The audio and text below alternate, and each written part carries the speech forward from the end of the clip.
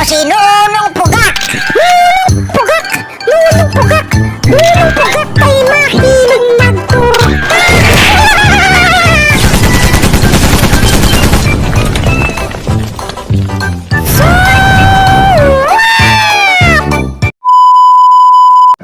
Hey yo! Good morning, bukas ng hapon. Ayun, sadyang napakasarap na buhay ng probinsya. Ang pagbabalik ng probinsya na.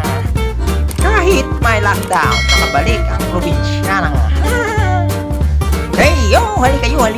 At ating silipin ang kanyang asyenda, si Auntie Mary. Ayun, sabi niya nga, kapag may itinanim, may aanin sila. Ayun mga kasuwat, silipin natin ang ating titang Donya. Many hours later. What's up mga kasuwat? At nandito tayo ngayon sa asyenda ni Auntie Meli. Ayun, mga kasuwat, kung nakikita nyo yung palayan doon, lahat yan, maluwang yan, hindi sa akin yan, mga kasuwat. Ayun, at talagang hindi nag-iina na. Hindi nagpapahinga si Auntie Meli. Kahit na marami ng kayamanan. Ayun, tingnan nyo mga kasuwat to. Mga ang ganda ng lupa rito. Marami ng dahon. Mga kasuwat, ito yung asyenda. Tinutur ko kayo sa asyenda ni Auntie Meli. Talagang ang ganda dito sa probinsya. Kapag may bakanting lote, pwede mong tamnan. Mga kasuwat. Ayan. Ang sipag magbungkal ng lupa. Kaya pag masipag ka, talagang marami kang pwedeng itanim ng mga halaman. Pwede mong pitasin kapag wala ka ng pambili ng ulam. Yan mga kasuwat, may mga kamuting kahoy siyang tanim. Yan, mahirap din magtanim kasi minsan kailangan mong diligan pag walang ulan. Pero lahat po yan, ang ganda ng kamuting kahoy. Pero hindi ko po tanim yan. Wala akong tinanim dito.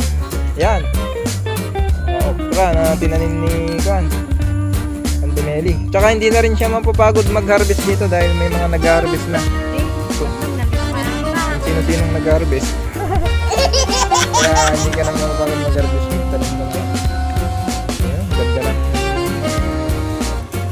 gandang mustasa. Mga kasuwat, ano? Ayan, may kandin. Mga kamote. Pangsahog sa pangsahog sa bagong. Pangsahog sa bagong. Saw mo sa bagong, pangsahog sa bagong. Yan mga kasuwat, meron din tayong okra. Meron din siyang okra, ampalaya. Minsan may naliligaw din manok dito, pwede niyong isahog.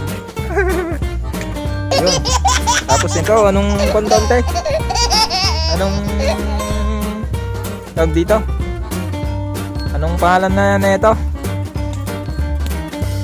Cardis. Tinatawag namin Cardis. Sigarilyas ba to? Cardis. Ayan, may mga bunga siya. Masarap yung dito na ito. Yung meron din isang alokbati rito. Alokbati, kalkalunay. Ayan, may kamatis din. Ayan, libangan talaga to ng mga donya. Tanim mo sa mga garden. Anong tay? Mga libangan ng mga donya. Tignan nyo, at least may pakinabang. Kahit na yung mga kapitbahay na nag-harvest dito may pakinabang. Nakalaan sa kanila. Kaso hindi sila pwedeng mag-harvest dito ng umaga. Dapat gabi lang. Dahil baka magurimentado siya nito. Ayun. Ayun, ito ang apo niya. Pang PBB. Yung siyante ang nagkaman. Tignan mo. Ayun. Yan, tignan nyo kung makikita nyo dito mga kasuwat napakaluwang na itong pwedeng gardenan po. Ito, yung bukid na yan, napakaluwang po yan. Lahat po yan mahirap pong minsan ang pagsasaka dahil pag may bagyo talagang tatamaan ka rin ng lintik. Kasi wala kang aanihin. Kumbaga makukuhan ka rin mga kasuwat. Lahat yan, buong yan, lupain na yan, hindi sa akin. Ayun mga kasuwat, at nagiging subdivision na yung ibang mga bakanting lote. Kaya, ayun, napakahalaga na nabubungkal din yung mga bakanting lote. Kagaya ni, ayan, si Ante Doña Meli. Yan na ang dami niyang tanim. Yan, kung pwedeng makahingi. Joke lang. Saludohan kita. Hey! Tignan mo yung mga tanim dyan, wala nang Wala. Ay, kadami oh. Kaninong tanim yan, tay? puro. Tanim pala ng purok yan. Pero pwedeng kumuha dyan. Kumuha ng gusto. Ayan, Pan, gusto man natin kumuha, wala nang bunga. At hindi lumalaki dahil magang natipitas. Ayun mga kasawat, di ba? Ang ganda kapag kapag marunong kang magtanim, may aanihin yung kapitbahay mo. Tingnan mo yung ayun, tingnan mo mga kasawat oh. May mga kwan pa rito pala. May mga alaga pa si Auntie Meli dito na gagamba. Ayun. Tapos may gabi. May gabi pa siyang tanim. Kaso wala na. Hindi na sikat si si Gabi Padilla. Ayun. Yun, sana ay nakapagbigay ng inspirasyon sa inyo para makapagtanim din kayo sa mga bakanting lote. Huwag lang yung highway ang tamnan nyo. Ayun, tignan nyo, di ba? Ang ganda ng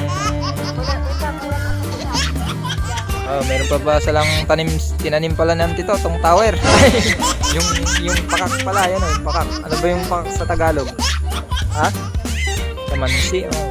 Ngayon ko lang narinig yung kanya, nang naririnig ko lang kalamansi. Kamansi. Madual man na. Oh, ang ganda nung tanong. Pag meron masarap isawag to sa akin, salmon. Ay, matanda na yan, ante oh.